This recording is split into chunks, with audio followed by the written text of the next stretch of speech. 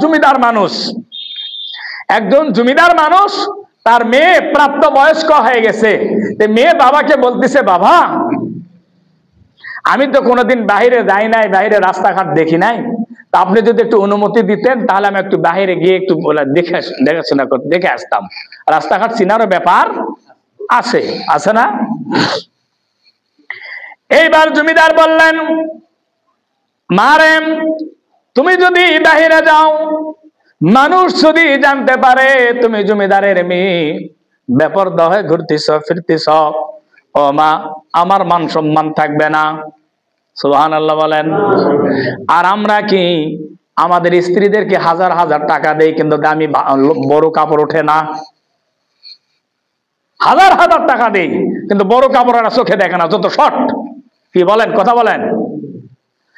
হাজিরিন, বাচ্চা ডেকে বললেন, জমিদার ডেকে বললেন, না মা তোমার অনুমতি দেওয়া যাবে না।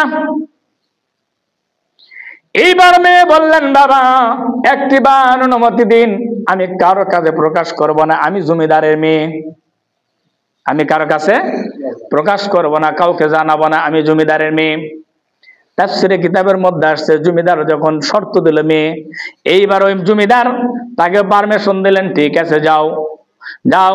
এমন সময় মেয়েটি তার ছোট্ট ভাইকে ডেকে বললেন, ভাই চলো, তুমি তো ছেলে মানুষ, গ্রামে ঘোরাফেরা করো, চলাফেরা করো, আমার একটু গ্রামের মধ্যে দেখে মহল্লাটা দেখে নেবে বেড়াও। ছোট্ট মানুষ বোনকে নিয়ে ঘুরতেছে ফিরতেছে, ঘুরতে ঘুরতে এক জায়গায় দেখা যায় খেলাধুলা হইতেছে। বোনকে ডেকে বললেন, বোন তুমি একটু ঘোরাফেরা করো, আর আমি এই ভাইদের খেলাটা একটু উপভোগ করি, খেলাটা দেখি, আমি খেলাটা দেখি, সংক্ষেপ করে বলি। এরপরে মুসলমান এই কথা যখন বললেন, বলার পর ভাই বললেন, বোন বললেন, ঠিক আছে যাও তুমি খেলা দেখো। বোন ঘুরতেছে, ঘুরতে ঘুরতে যখন সন্ধ্যা ঘনিয়ে আসবে এমন সময় মাঠে ময়দানে এসে দেখে ভাই নাই, খেলা শেষ হয়ে গেছে, ভাই চলে গেছে। ভাই মনে করছে আমার বোন তো বড় মানুষ, যেখানেই থাক রাস্তা চিনবে, চলে যাবে, রাস্তা চিনবে। ভাই বাড়ির মধ্যে চলে গেছে। ওই জমিদারের মেয়ে বাইরে থাকে, ঘোরাফেরা করতেছে, সারা বেলা পর্যন্ত ঘুরতেছে, রাস্তা খুঁজে পায় না যেহেতু, কিন্তু কারো কাছে বলাও যাবে না জমিদারের মেয়ে আমি, শর্ত আছে না, বলা যাবে, আরেক সমস্যা। এরপরে মুসলমান ঘুরতে ঘুরতে ঘন ঘন অন্ধকার যখন নামে চলে আসলেন, অন্ধকারের ভিতরে লক্ষ্য করে দেখলেন একটা বাগানের ভিতরে ঘুরতেছেন মেয়েটি, ঘুরতে ঘুরতে লক্ষ্য করে দেখলেন ওই বাগানের ভিতরে একটা কুড়ে ঘরের মতো ঘর দেখা যায়, আর এই ঘরের মধ্যে মিট মিট মিট মিট করে একটা মোমবাতির আলো জ্বলে। উনি ওই ঘরের মধ্যে গেলেন, যাই সালাম দিলেন, দিয়ে বললেন, কেউ আছেন কি? আজকে রাত্রিটা আমাকে এখানে রাখতে হবে, আমি বড় বেকায় দায় পড়ে গেছি। উনি ডেকে বললেন, কে আপনি?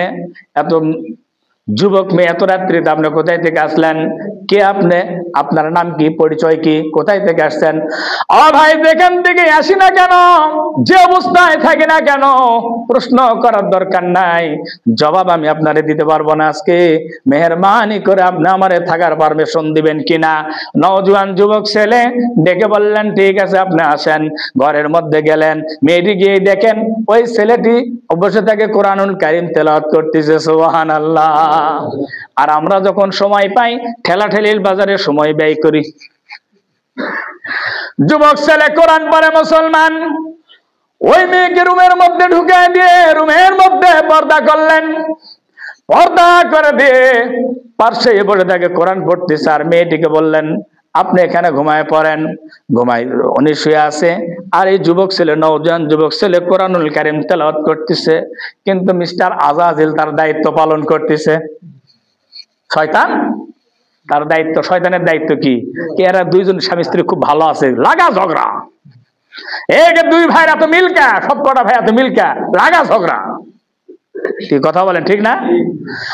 মুসলমান শয়তান প্লাবন দিল, শয়তান কুপ্রচনা দিল, কুপ্রচনা দিয়ে ছেলেটির মনে লালসার উদ্বেগ করে দিল। ছেলেটি চিন্তা করলো, শয়তান বলতেছে এমন সুযোগ আর জীবনে পাইবি না, এত সুন্দর রমণী তোর ঘরের মধ্যে আসছে, এই সুযোগ আর জীবনে পাইবি না, যা ভোগ কর। ছেলেটি তখন মনের মধ্যে এই ধান্দা যখন চলে আসলো, কোরআন কারিম বন্ধ করে দিল, তেলাওয়াত বন্ধ করে দিয়ে হাতটা তার মোমবাতির কাছে গিয়ে হাতটা মোমের মধ্যে লাগায় দিয়ে একটা একটা করে লোক মোমের মধ্যে দিয়ে পড়তেছে আর বলতেছে, এই মোমের আগুন সহ্য করতেই যদি এত কষ্ট হয়, ওই নারীকে ভোগ করার কারণে পরপারে যায় জাহান্নামের আগুন কেমনে ভোগ করবা?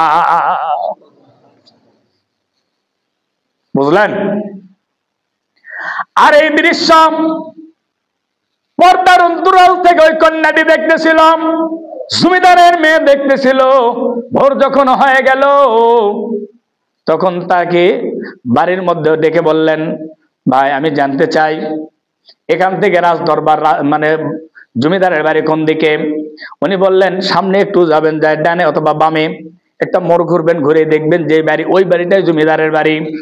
উনি চলে গেলেন সোজা বাড়ির মধ্যে গিয়ে ডেকে বললেন, হাই হাঁপাচ্ছে, একটু শ্বাস নিঃশ্বাস জোরে ফেলতেছে, ভয় পালে মানুষ শ্বাস পড়ে না জোরে, এমন তো অবস্থায় ডেকে বললেন, কেন কি হয়েছে মা, তুমি কেন হাঁপাচ্ছ, তোমার কারণ কি? ডেকে বললেন, বাবা কেন হাঁপাচ্ছি, কিসের জন্য হাঁপাচ্ছি পরে বলবো বাবা, তবে আমার প্রশ্নের জবাব দিন, ওই বাগানটি কার? বলে ওই বাগান তো আমাদের। বাবা ওই বাগানের মধ্যে একটা ঝুপটির ঘরের মধ্যে একটা ঝুপটির মধ্যে একটা ঘর আছে, ঘরটা কার? বললেন ওই ঘরের মধ্যে যে যুবকটাকে, ওই যুবকটাকে। উনি ডেকে বললেন, মা রে, ওই ঘরের মধ্যে যে যুবক ছেলে আছে, ওই ছেলে আমাদের এই বাগানের মালিক, চাকর, আমাদের বাগানটা পরিচর্যা করে। সুবহানাল্লাহ।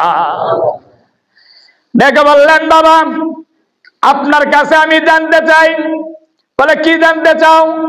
যা দরকার পরে বলবো, মেহেরবানি করে বাগানের মালিক যখন জানায় দিলেন, ওই বাগানের মালিককে ধরে নিয়ে আসেন, এখনই আমি আনতে বলতেছি। জমিদার বললেন, খবরটাকে কি ব্যাপার? বলে ব্যাপার পরে বলবো, ধরে নিয়ে আসেন। এইবার সিপাহ সালার সৈন্য সামন্তরা যখন চলে গেল, যাওয়ার পর যুবক ছেলেকে যখন ডাকলেন, উনি বের হলেন। এক নাম্বার কষ্ট তার ভিতরের মধ্যে আছে কিসের? আঙ্গুল পোড়া। কিসের? আঙ্গুল পোড়া। দুই নাম্বার বের হয়ে দেখে বাদশার দরবার থেকে পুলিশের মতো সিপাহী সালার চলে আসছে। এখন কি হবে? ও মুসলমান, উনি ডেকে বললেন, কি অপরাধ আমার বলেন? বলে কোনো অপরাধ নাই, জমিদার ডেকেছেন, বাদশাহ তোমারা ডেকেছেন, চলো যাই, দেরি করার দরকার নাই। ওনাকে ধরে নিয়ে আসলেন। আনার পরে দেখেন ওই যে রাত্রি যে মেয়েটিকে জায়গা দিয়েছে, ওই মেয়েটি বাদশার পাশে দাঁড়িয়ে আছে। সুবহানাল্লাহ। আরো ভয় অস্থির, হারে কিছু করলাম না, নিজের হাত তুললাম শয়তানের প্ররোচনা দূরে করতে গিয়ে, আরে এই মেয়ে আমাকে ফাঁসালো, এই মেয়ে আমাকে। এইবার ডেকে বললেন বাবাকে, ডেকে বললেন, বাবা এই সেই ছেলে। এইবার জমিদার ডেকে বলল, কি ব্যাপার, কি আচরণ তুমি আমার কন্যার সাথে করেছো?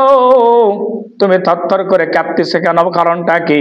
উনি ডেকে বললেন, ও বাদশা নামদার বা জমিদার সাহেব, আমি এইরকম ঘটনা, আমার আগুনে হাত পোড়ায়, আমার প্রত্যেকটা হাতের যন্ত্রণা, পোড়া যন্ত্রণা, এর মধ্যে আপনি দেখেছেন ভিতরে আরেকটা ভয় কাজ করতেছে, এই জন্য আমি থরথর করে কাঁপতেছি। বাদশার মেয়ে ডেকে বলেন, জমিদারের মেয়ে ডেকে বলেন, বাবা আমরা দুই ভাই বোন, আপনার সম্পদের কেমন আমার ভাগ আছে? ডেকে বলেন, বাবা রে, তোমরা দুই ভাই বোন, তোর সম্পদের 3 ভাগ করে, তোমার ভাই পাবে 2 ভাগ, তুমি পাবে 1 ভাগ। ও বাবা, আমার সম্পদের দরকার নাই, গতকালকে রাত্রিতে আমার ইজ্জতের যে সিকিউরিটি দিয়েছে, আমার ইজ্জত সবচাইতে দামি জিনিস, আমার ইজ্জতের সিকিউরিটি দিয়েছে, আমি চাই আমার সম্পদ, আমার ভাগের সম্পদ গুলো ওই ছেলের নামে লিখে পড়ে দেওয়া হোক। সুবহানাল্লাহ। কিসের পুরস্কার? তাকওয়া। কিসের পুরস্কার? আল্লাহর ভয়ের পুরস্কার। মুসলমান বাচ্চা ডেকে বললেন, ঠিক আছে তাই হবে। এইবার ডেকে বললেন, বাবা আরেকটা কথা আছে আমার। বলে কি কথা? ডেকে বললেন, বাবা আমি আপনার কন্যা, আমার বিবাহ দিবেন? বলে হ্যাঁ দেব। দিতেই তো হবে, মেয়ে মানুষ তো বাড়ির মধ্যে কেউ রাখে না, কথা বলেন। ডেকে বললেন, বাবা বিবাহ যদি দিতেই হয়, আমি চাই আমার জীবন সঙ্গী হিসাবে এই যুবক ছেলেটাকে। সুবহানাল্লাহ। দেখেন মুসলমান, নফসকে কন্ট্রোল করলো, নফসকে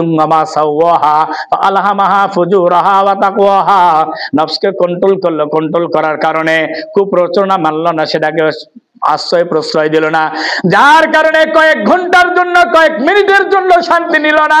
আল্লাহ রাব্বুল আলামিন আজীবনের জন্য তাকে তার জীবন সঙ্গী হিসাবে দিয়ে দিল তার তাকওয়ার পুরস্কার। সুবহানাল্লাহ।